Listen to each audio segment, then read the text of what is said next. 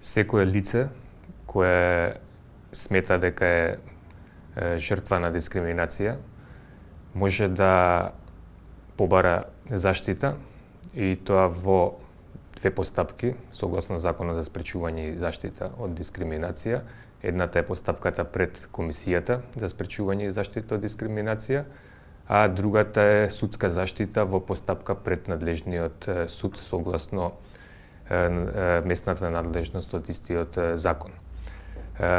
Во поглед на разликите помеѓу едната постапка и другата постапка, ќе напоменам само дека во постапката пред Комисијата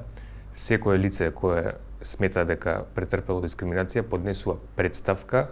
и на некој начин постапката пред Комисијата, за разлика од постапката која се води во рамки на